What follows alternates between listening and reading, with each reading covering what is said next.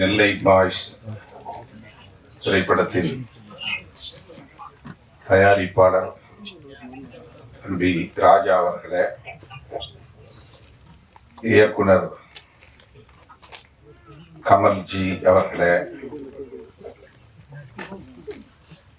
இசையமைப்பாளர் பிரசாந்த் அவர்களே, இத்திரைப்படத்தின் கதாநாயகன் தம்பி அறிவழகன் அவர்களே, கதாநாயகி தங்கை ஹேமா அவர்களே, இந்நிகழ்வில் பங்கேற்று வாழ்த்துறை வழங்கி அமர்ந்திருக்கிற பெருமதிப்பிற்குரிய அண்ணன் கலைப்புலி தான் அவர்களே, வாழ்த்துறை வழங்கி நிகழ்வுக்கு சிறப்பு சேர்த்திருக்கிற பெருமதிப்பிற்குரிய அண்ணன் கே ராஜன் அவர்களே,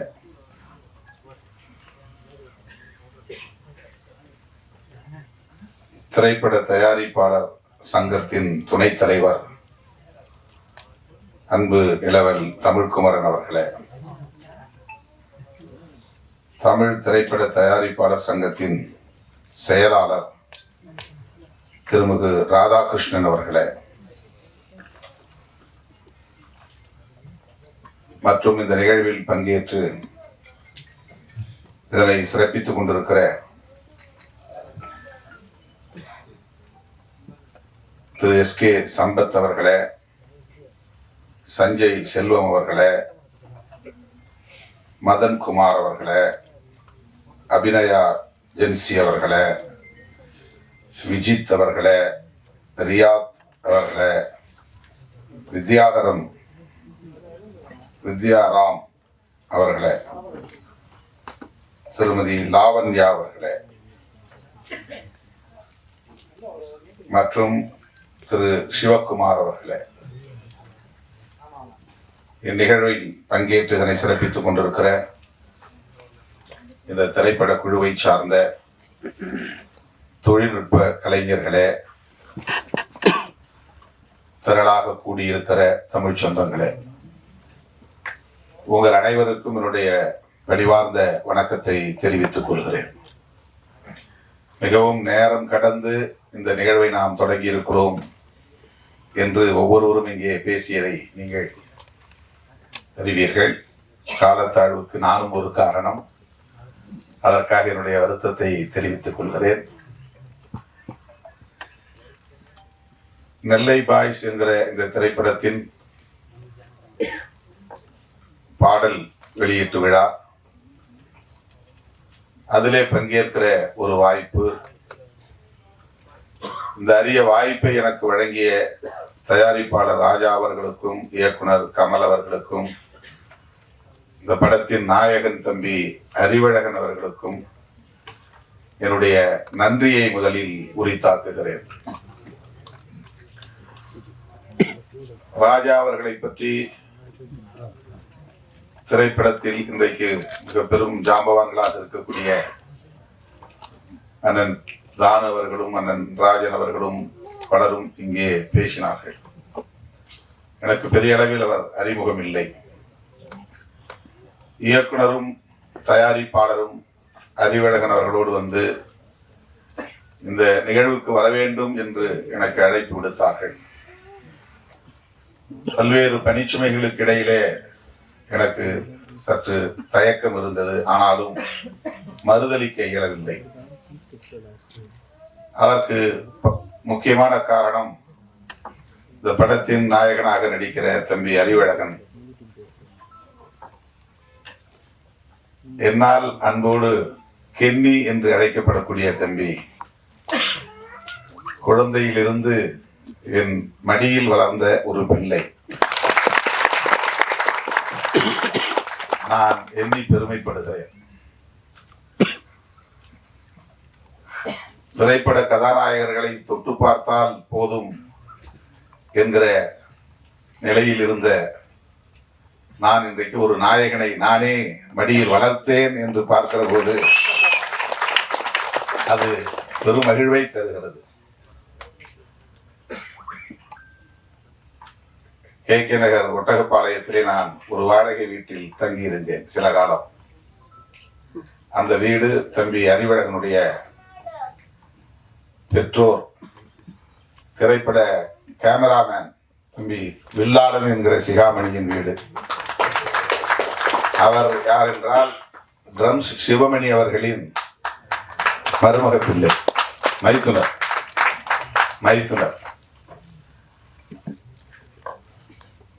அந்த வீட்டில் நான் இருந்தபோது ஒரு வயதோ 2 வயதோ 3 வயது குழந்தைகள் என்றால் எனக்கு அப்படி ஒரு பிரியம் உண்டு. அதிலும் இவன் வித்தியாசமானவன், பார்ப்பதற்கு மிகவும் அழகாக கவர்ச்சிகரமாக இருப்பான். அவ்வளவு அழகிய ஒரு குழந்தை, கொழுகொழுவென்று இருப்பான். அவன் நான் வெளியிலே சுற்றுப்பயணம் போய்விட்டு வந்து நள்ளிரவு வந்தாலும் அவனை பார்த்தால் விடமாட்டேன். காலையில் நிகழ்ச்சிகளுக்கு புறப்படுவதற்கு முன்பு அவனை பார்த்துவிட்டு தான் செல்வேன். அப்படி அவன் மீது ஒரு பிரியம். நிறைய கிள்ளி வைத்திருக்கிறேன், கடித்து வைத்திருக்கிறேன்.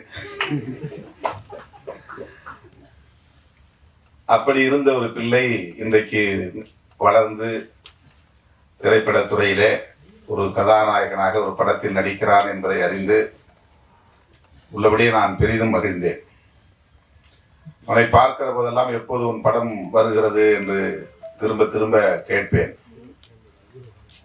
எத்தனையோ பலர் அப்படி படங்களில் நடித்து அந்த திரைப்படங்கள் வெளியிடாமல் அப்படியே நின்று விடுவதையும் நாம் பார்க்கிறோம். திரைக்கே வராமல் போய்விடுகிறது. சிறு முதலீட்டு படங்கள் அப்படி பல நெருக்கடிகளை சந்திக்கின்றன. அவர்களால் பெரிய அளவிலே பிரம்மாண்டமான விளம்பரங்களை செய்ய முடிவதில்லை. வெளியீட்டாளர்களும் அந்த அளவுக்கு போட்டி போட்டுக்கொண்டு வாங்க வருவதில்லை. அதாவது டிஸ்ட்ரிபியூட்டர்ஸ், விநியோகஸ்தர்கள். சிறு முதலீட்டு படங்கள் எத்தகைய நெருக்கடிகளை எல்லாம் சந்திக்கின்றன என்பதை நாம் அவ்வப்போது அறிகிறோம். அந்த வரிசையிலே இந்த படமும் ஒன்றோ, அறிவழகன் நடித்த படம் திரைக்கு வராமல் போய்விடுமோ என்ற கவலை எனக்கு இருந்தது. திடமென போன வாரம் வந்து தயாரிப்பாளர் ராஜா அவர்களையும் கமல்ஜி அவர்களையும் அழைத்து வந்து அறிமுகப்படுத்தி, இந்த நிகழ்ச்சிக்கு நீங்கள் கட்டாயம் வர வேண்டும் என்று தன்னுடைய பெற்றோரோடு வந்து, என்னுடைய தாயாரும் இங்கே வந்திருக்கிறார். அவர்கள் வந்து என்னை அழைத்த போது என்னால் மறுதலிக்க இயலவில்லை, மகிழ்ச்சி தாழவில்லை. கட்டாயம் நான் வருகிறேன், எவ்வளவு வேலைகள் இருந்தாலும் வருகிறேன் என்று உறுதியளித்தேன். கட்சி அலுவலகத்தில் ஏறத்தாழ 200 பேருக்கு மேல் இன்றைக்கு திரண்டிருந்தார்கள். 5 மணிக்கே எனக்கு பதற்றம் வந்து விட்டது. 6 மணிக்கு நிகழ்ச்சி ஆயிற்றே. பெரிய தயாரிப்பாளர்கள், நடிகர்கள் எல்லோரும் வருவதாக சொன்னார்களே, அவர்கள் எல்லாம் முன்கூட்டியே வந்து காத்திருப்பார்களே என்கிற பதற்றம். ஆனாலும் என்னால் உரிய நேரத்திற்கு வர இயலாத அளவுக்கு பல்வேறு மாவட்டங்களில் இருந்து நிறைய தோழர்கள் வந்து என்னை சூழ்ந்து கொண்டார்கள். அவற்றையெல்லாம் பின்னுக்கு தள்ளிவிட்டு நான் இங்கே வந்து உங்கள் முன்னால் நிற்பதிலே மகிழ்ச்சி அடைகிறேன். தம்பி அறிவழகனை நான் நெஞ்சார வாழ்த்துகிறேன். அது என்னுடைய முதல் கடமை. அவருக்கு இப்படி ஒரு வாய்ப்பை தந்த ராஜா அவர்களுக்கும் கமல்ஜி அவர்களுக்கும் என்னுடைய நெஞ்சார்ந்த வாழ்த்துக்கள். அவர் பிரபலமான குடும்ப பின்னணியை கொண்டவர் அல்ல, ஏற்கனவே பல படங்களை நடித்து புகழ் பெற்றவர் அல்ல. ஆனாலும் அவரை ஒரு நாயகன் ஆக்க வேண்டும் என்று துணிந்து தம்பி ராஜா அவர்கள் ஒரு முதலீட்டை செய்திருக்கிறார் என்றால் அவருக்கு எப்படி என்னுடைய பாராட்டை தெரிவிப்பது, வாழ்த்துக்களை தெரிவிப்பது என்று திணறி நிற்கிறேன். அதற்காக அவரை நான் மீண்டும் ஒரு முறை வாழ்த்தவும் பாராட்டவும் கடமைப்பட்டிருக்கிறேன். நெல்லை பாய்ஸ் கதை முழுமையாக நாம் இன்னும் திரைப்படத்தை பார்க்கவில்லை, தெரியவில்லை. ஆனால் அந்த எழுத்தை பார்த்ததும் நான் கேட்டேன், என்ன இந்த நெல்லையில் நிறைய அறிவாள்கள் இருக்கின்றன, கொடுவாள்கள் இருக்கின்றன, இந்த எழுத்தின் வடிவமைப்பிலேயே அருவாய் இருக்கிறதே என்று கேட்டேன். நெல்லை என்றாலே அருவாள் என்று சொல்லக்கூடிய நிலை. அப்படித்தான் அதை சித்தரிக்க வேண்டும் என்று இல்லை. திரைப்படங்களில் எனக்கு நெடுநாளாக உள்ள ஒரு பெரிய கேள்வி, வன்முறைகள் இல்லாமல் படம் எடுக்கவே முடியாதா என்ற கேள்வி. வன்முறைகளுக்கு முன்னுரிமை அல்லது முக்கியத்துவம் தராமல் திரைப்படங்களை எடுக்க முடியாதா என்ற கேள்வி. திரைப்படங்களில் காட்டுவதை போல் உள்ளபடியே மக்களிடையே வன்முறை கலாச்சாரம் இருக்கிறதா என்ற கேள்வி. இயக்குனர்கள் மாற்றி சிந்திக்க வேண்டும். ஒரு கதாநாயகன் என்றால் அவன் 10 பேரை ஒரே நேரத்தில் அடித்து வீழ்த்துவான், 100 பேரை எதிர்கொள்வான், பெரிய அளவில் ஒரு தாதாயிசம் அல்லது ரவுடியிசம் இருந்தால்தான் அவன் ஹீரோ என்று கட்டாயமாக வலிந்து அதை காட்டித்தான் ஆக வேண்டுமா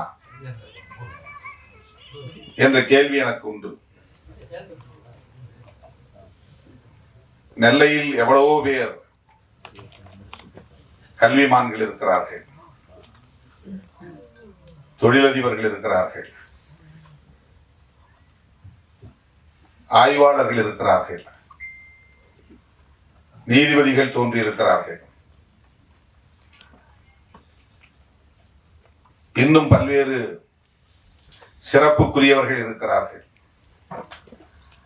தென் மாவட்டங்கள் என்றாலே அருவா கலாச்சாரம், நெல்லை என்றாலே அருவா கலாச்சாரம் என்பதை போன்ற ஒரு தோற்றத்தை ஏற்படுத்துகிற போக்கு தொடர்ந்து இருக்கிறதே என்ற கவலை எனக்கு உண்டு. இந்த படத்தை வைத்து நான் பேசுவதாக கருத வேண்டாம், பொதுவாக பேசுகிறேன். அதை நாம் நியாயப்படுத்துகிறோம், காதலும் வீரமும் தமிழர் பண்பாடு என்று. வீரம் என்பது வேறு, வன்முறை என்பது வேறு. நான் மதுரையிலே 90களின் தொடக்கத்தில் இந்த இயக்கப் பணிகளை ஆற்றிய போது தோழர்களுக்கு பேசுகிற போது, வீரம் என்றால் அருவாளை தூக்குவது என்று பொருள் அல்ல, நெருக்கடிகள் சூழ்ந்த போதும் கொள்கை நெறிப்படியே வாழ்தல் வீரம் என்று ஒரு முழக்கமே நான் எழுதினேன். நெருக்கடிகள் சூழ்ந்த போதும் கொள்கை நெறிப்படியே வாழ்தல் வீரம், நெருப்பலைக்குள் வீழ்ந்த போதும் அடிமை நெறி மீறி பாய்தல் தீரம் என்று வீரத்திற்கும் தீரத்திற்கும் நான் ஒரு முழக்கம் எழுதினேன். இது ஒரு கவிதை வரியாக தோழர்கள் எடுத்துக்கொண்டார்கள். வீரம் தீரம் என்பது முரட்டுத்தனமாக செயல்படுவது என்று பொருள் அல்ல, மூர்க்கமாக செயல்படுவது என்று பொருள் அல்ல. அருவாளை தூக்கி நோஞ்சான்களை வெட்டுவதுதான் வீரம் என்று பொருளாகாது. நிராயுத பாணிகளை வெட்டுவது, ஆயுதம் தாங்கிய கும்பல் நிராயுத பாணிகளை வெட்டுவது வீரமாகாது. 10 பேர் சேர்ந்து பேருந்திலே வருகிற நிராயுத பாணிகளை சுற்றி வளைத்து அவர்களை வெட்டி வீழ்த்துவது வீரம் என்ற ஒரு பார்வை இங்கே இருக்கிறது. அப்படி அல்ல. நாம் ஏற்றுக்கொண்ட கொள்கை, நாம் உள்வாங்கிக் கொண்ட கொள்கை, அந்த கொள்கைக்கு நெருக்கடி வருகிற போது அரசு தரப்பிலிருந்து வந்தாலும் பிற தரப்பிலிருந்து வந்தாலும், காவல்துறை தந்தாலும் அல்லது மற்றவர்கள் தந்தாலும், அந்த கொள்கையிலிருந்து ஒருபோதும் நான் வழுவ மாட்டேன், நழுவ மாட்டேன். சிறையில் அடைத்தாலும் அதிலிருந்து பின்வாங்க மாட்டேன். துப்பாக்கி சூட்டை நடத்தினாலும் அதிலிருந்து பின்வாங்க மாட்டேன் என்று எதிர்த்து நிற்பதுதான் உண்மையான வீரம். ஆனால் நாம் இங்கே வன்முறையை வீரமாக சித்தரிக்கிறோம். ரவுடியிசம் என்பது வேறு, ஹீரோயிசம் என்பது வேறு. ஆனால் இங்கே ரவுடியிசம் தான் ஹீரோயிசமாக மீண்டும் மீண்டும் உயர்த்தி பிடிக்கப்படுகிறது. புரட்சி என்பது வேறு, வன்முறை என்பது வேறு என்று நான் ஒரு பாடல் ஒரு திரைப்படத்திற்காக எழுதி கொடுத்தேன். அந்த பாடலும் திரைப்படத்தில் வந்தது. புரட்சி என்பது கட்டாயம் ரத்தம் சிந்திதான் ஆக வேண்டும் என்று இல்லை. புரட்சியாளர் அம்பேத்கர் செய்தது ஆயுதம் இல்லாத ஒரு புரட்சி. அவர் எந்த இடத்திலும் ஆயுதம் ஏந்துவோம் என்று சொல்லவில்லை. ஆயுதம் ஏந்துவதற்கான எந்த சூழலையும் அவர் உருவாக்கவில்லை. ஆனால் இன்றைக்கு இந்திய அரசியலில் விவாதங்களின் மைய பொருளாய் இருப்பது அம்பேத்கரின் சிந்தனைகள் தான். அரசமைப்பு சட்டம் தான் இன்றைக்கு இந்திய அரசியலின் மைய பொருளாக இருக்கிறது. நாம் இங்கே சமூக நீதி என்று பேசுகிறோம், அது அரசியலமைப்பு சட்டத்தின் கோட்பாடுதான்.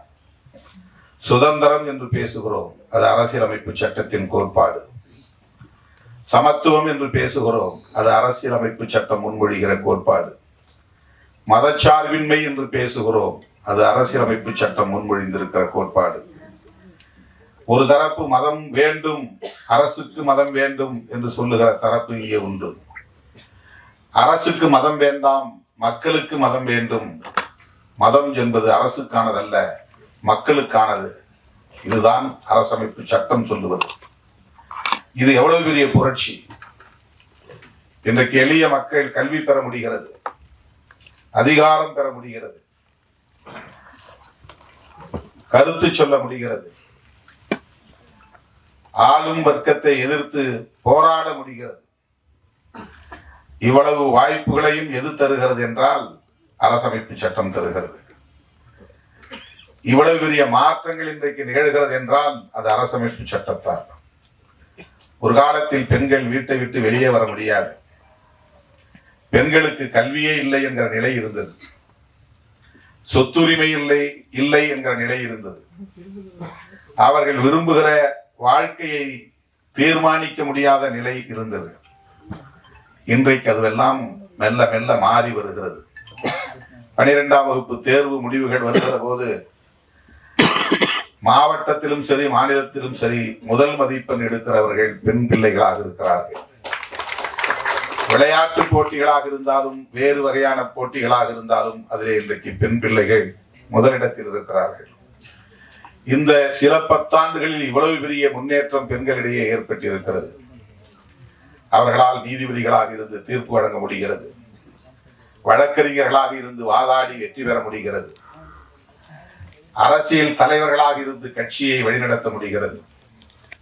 இதற்கெல்லாம் வழிவகுத்தது எது என்றால் அரசமைப்பு சட்டம்தான். இதுதான் புரட்சி, அமைதி புரட்சி. எனவே வன்முறையை புரட்சி என்று நாம் கருதக்கூடாது. ரவுடிசத்தை ஹீரோயிசம் என்று நாம் சித்தரிக்க கூடாது.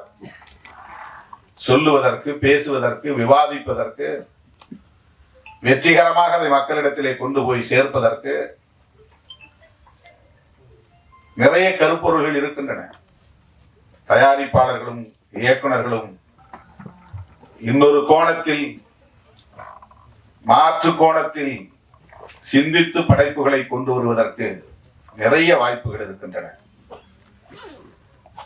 எல்லோரையும் போல ஒரு குத்துப்பாட்டு இருக்க வேண்டும், நெருக்கமான காதல் காட்சியில் இருக்க வேண்டும், கவர்ச்சிகரமான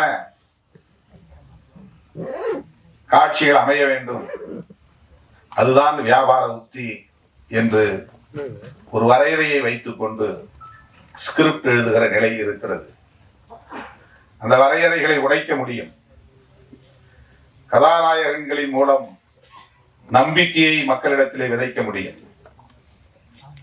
எவ்வளவோ கருப்பொருள்கள் நமக்கு இந்த சமூகத்தில் கிடைக்கின்றன. இந்த திரைப்படம் வன்முறையை அடிப்படையாக கொண்டிருக்கிறதா அல்லது கவர்ச்சிகரமான காட்சிகளை கொண்டிருக்கிறதா என்று நமக்கு தெரியாது. ஆனால் பொதுவாக இப்படி ஒரு பார்வை இருப்பதை நாம் பார்க்கிறோம். நான் பார்க்கிற எல்லா படங்கள்லையும் குறைஞ்சது 3 சண்டை இருக்கு, 4 சண்டை இருக்கு. அதுல கடுமையான இரத்த வெறி கொண்ட வன்முறைகள் இருக்கின்றன. அதை பார்க்க பார்க்க பார்க்க வன்முறை என்பது இயல்பானது என்று ஒரு உளவியல் இங்கே கட்டமைக்கப்படுகிறது. வன்முறையை கண்டு ஐயோ இது பாவம், இது தவறு, இது அநீதி, இப்படி செய்யலாமா என்று பதறுகிற உள்ளம் போய் இதுவெல்லாம் இயல்பானது, இதெல்லாம் நடக்கும், இவையெல்லாம் நடக்கத்தான் வேண்டும் என்று ஒரு பொது உளவியலை இத்தகைய காட்சிகள் கட்டமைக்கின்றன. வன்முறையின் மீது ஒரு எதிர்மறை விமர்சனம் இல்லாமல் அதை கடந்து போகிற நிலை உளவியலாக கட்டமைக்கப்படுகிறது. எந்த ஒரு காட்சியை திரும்ப திரும்ப நாம் காட்டுகிறோமோ அந்த காட்சி இயல்பான ஒன்றாக மாறிவிடுகிறது. எவ்வளவு பேரை தீ வைத்து கொளுத்தினாலும் நம்ம கண்டுக்காம இருக்கிறோம். ஏன்னா திரைப்படங்களை பார்த்த காட்சிகள் பெண்களை நிர்வாணப்படுத்தி பெட்ரோல் ஊற்றி கொளுத்தினாலும் நாம் அப்படியே அதை வெறும் காட்சியாக பார்த்து கொண்டு சாப்பிட்டு கொண்டிருக்கிறோம், அரட்டை அடித்துக் கொண்டிருக்கிறோம். நாம் மனம் பதறுவதில்லை. இவையெல்லாம் வாழ்க்கையில் நடக்கிறது. கொடூரமான படுகொலைகள் நடக்கின்றன. மேடவளவிலே 7 பேரை வெட்டி படுகொலை செய்கிறார்கள் பட்டப்பகலில். தமிழ்நாடு அமைதியாக இருந்தது. திண்ணியம் என்கிற இடத்திலே ஒருவன் கொடுத்த பணத்தை திருப்பி கேட்டான் என்பதற்காக அவனை கட்டி வைத்து உதைத்து அவன் வாயிலே மலத்தை திணித்தார்கள். நாடு அமைதியாக இருந்தது. 2002ஆம் ஆண்டு நான் வன்னிக்கு போயிருந்த போது அண்ணன் பிரபாகரன் அவர்கள் போனவுடன் என்னிடத்தில் கேட்ட கேள்வி இதுதான். திண்ணியத்தில் ஒருவன் வாயில் மலத்தை திணித்தானே, என்ன கொடுமை, 3 நாள் நான் உறங்கவே இல்லை. இதையெல்லாம் எப்படி உங்கள் மாநிலத்து தலைவர்கள் சகித்து கொண்டு அமைதியாக இருக்கிறார்கள்? வாயிலே மலத்தை திணித்தவன் இன்னும் உயிரோடு இருக்கிறானா என்று கேட்டார். ஒரு அநீதி நடக்கிற போது ஒருவன் உள்ளம் கொதிக்கிறது என்றால் அவன்தான் புரட்சியாளன். எந்த ஊர்ல நடக்குது, எங்க ஊர்ல நடக்குதா அப்படின்னு பார்த்து கொதிப்படைகிறவில்லை. எங்க சாதிக்கு நடக்குதான்னு பார்த்து கொதிப்படைகிறது கொதிப்பு அல்ல, புரட்சி அல்ல. எங்கோ ஒரு இடத்தில் அநீதி நடக்கிறது என்றால் இந்த அநீதி நடப்பது கொடுமை என்று பதறுகிற அந்த உள்ளம், அதுதான் புரட்சிகர உள்ளம். அப்படி பதற முடியாமல் ஆக்குவது எது என்றால் திரைப்படங்களில் காட்டுகிற இத்தகைய காட்சிகள் தான். தினந்தோறும் பார்க்கிறோம். எல்லா படத்திலும் வன்முறைகள். 10 பேர் சேர்ந்து ஒரு கொடூரமா வெட்டி படுகொலை செய்யக்கூடிய காட்சிகள், ரத்தம் தெரிக்கிற காட்சிகள், இதெல்லாம் நம்ம ஒரு படமாதான் காட்சியா தான் நடத்துறோம். ஆனா அதை பார்க்கிற மக்கள் மத்தியில் அது ஒரு தாக்கத்தை ஏற்படுத்துகிறது. அது ஒரு பொது உளவியலை கட்டமைக்கிறது. இப்படிதான் நடக்கும். அங்க 2 பேரை வெட்டிட்டாங்களா, 10 பேரை வெட்டிட்டாங்களா, அதை பத்தி நமக்கு பிரச்சனையே இருக்காது, கவலையே இருக்காது, பதற்றமே இருக்காது, படபடப்பு இருக்காது, பதைப்பு இருக்காது. அப்புறம் அநீதி நிகழ்ந்து கொண்டேதான் இருக்கும். வீட்டுக்குள்ள புகுந்து ஒருத்தன் துப்பாக்கியால சொல்றான் கர்நாடகாவில். ஏன்டான்னா அவன் இடதுசாரி சிந்தனையாளர். நாடு அமைதியாக இருக்கிறது, பதறவே இல்லை. அந்த கவலையிலிருந்து நான் இதை சுட்டி காட்டுகிறேன். இந்த திரைப்படத்தை முழுமையாக பார்க்க ஆசை. ஏனென்றால் அதிலே தம்பி அறிவழகன் கதாநாயகனாக நடித்திருக்கிறான் என்பதும் ஒரு காரணம். நெல்லை பாய்ஸ் எப்படிப்பட்டவர்களாக இருக்கிறார்கள், நம்முடைய கமல்ஜி அதை எப்படி இயக்கியிருக்கிறார், நடிகராகவும் தயாரிப்பாளராகவும் இருக்கிற தம்பி ராஜா அவர்கள் எப்படி இதிலே கவனம் செலுத்தி இருக்கிறார். அவருக்கு எதிர்காலம் இருக்கிறது என்று அண்ணன் ராஜன் அவர்களும் பேசினார், அண்ணன் தானு அவர்களும் பேசினார். ஒரு படத்தை தயாரிப்பது எவ்வளவு பெரிய போராட்டம் என்பது நமக்கு தெரியும். சிறு முதலீடு என்றால் அதற்கு சிறு படம் என்று நாம் சொல்லுகிறோம். எந்த படமும் சிறிய படம் பெரிய படம் என்று இல்லை. முதலீடு தான் சிறிய முதலீடு, பெரிய முதலீடு. சிறு முதலீட்டு படங்கள் என்று வேண்டுமானால் நாம் சொல்லலாம், சிறு படங்கள் என்று சொல்லக்கூடாது. தயாரிப்பாளர்களுக்கு இருக்கிற நெருக்கடிகள் அந்த படத்தை தயாரித்து அதை திரைக்கு கொண்டு வருவது என்பது எவ்வளவு பெரிய போராட்டம் என்பது நமக்கு தெரியும். வந்ததும் அண்ணன் சொன்னார், 200 படம் வருதுன்னா 190 படங்கள் படுத்துக்குது, 10 படங்கள் தான் ஓடுது. ஆனாலும் இன்னும் 100 பேர் திரும்ப அந்த களத்துக்குள்ள வராங்க. இந்த தகவலை சொன்னார். தயாரிப்பாளர்கள் நலிவடைந்து விடக்கூடாது, நட்டமடையக்கூடாது. அவர்களும் இங்கே பாதுகாப்பாக தொடர்ந்து இயங்க வேண்டும். அதற்காகத்தான் இந்த சங்கங்கள் எல்லாம், தயாரிப்பாளர்கள் சங்கம், இயக்குனர்கள் சங்கம் என்று ஒவ்வொரு கலைஞர்களுக்கும் தனித்தனியே சங்கங்கள். தயாரிப்பாளரும் இயக்குனரும் ஒருமித்த கருத்தோடு இணைந்து இயங்கினால்தான் ஒரு படம் முழுமை பெறும். அந்த படத்தை திரைக்கும் கொண்டு வர முடியும். அதற்கு இந்த சூழல் ஏதுவாகவும் அமைய வேண்டும். இவற்றையெல்லாம் கடந்து இயக்குனர், தயாரிப்பாளர் போன்றவர்கள் ஒரு படத்திலே எந்த காட்சிகளை அமைக்க வேண்டும் என்பதிலும் ஒரு முற்போக்கான பார்வை கொண்டிருக்க வேண்டும். சாதி அமைப்பை நியாயப்படுத்துவது, சாதி பெருமையை உயர்த்தி பிடிப்பது, மதவாத அரசியலை நியாயப்படுத்துவது, இவையெல்லாம் சமூகத்தின் நலன்களுக்கு உகந்தவையா என்கிற சிந்தனை தேவை. பெரியார் அதற்காக தம் வாழ்க்கையை முழுமையாக ஒப்படைத்துக் கொண்டார். 65 வயதிலேயே தன் வாழ்வை முடித்துக் கொண்டார் புரட்சியாளர் அம்பேத்கர். அல்லும் பகலும் படித்து படித்து எழுதி எழுதி உறக்கமில்லாமல் அந்த வாழ்வை முடித்துக் கொண்டார். அவர்களெல்லாம் இந்த சமூகத்தில் எத்தகைய மாற்றத்தை உருவாக்க விரும்பினார்களோ அந்த மாற்றத்தை உருவாக்குவதற்கு நாம் பெரிதாக திரைப்படத்திலே பிரச்சாரம் செய்ய முடியாது. ஆனால் அதற்கு எதிரான காட்சிகளை அமைத்து ஒரு எதிரான போக்கை சமூகத்திலே வளர்த்து விடாமல் இருந்தாலே போதும். இது என்னுடைய பணிவான வேண்டுகோள். இளம் இயக்குனர், இளம் தயாரிப்பாளர், இவர்களுக்கு எதிர்காலம் இருக்கிறது. ஆகவே இவர்கள் ஒரு முற்போக்கான பார்வை கொண்டவர்களாக பரிணமித்து வளர வேண்டும், வெல்ல வேண்டும் என்று நெஞ்சார வாழ்த்தி வாய்ப்புக்கு நன்றி கூறி முடிக்கிறேன். நன்றி, வணக்கம்.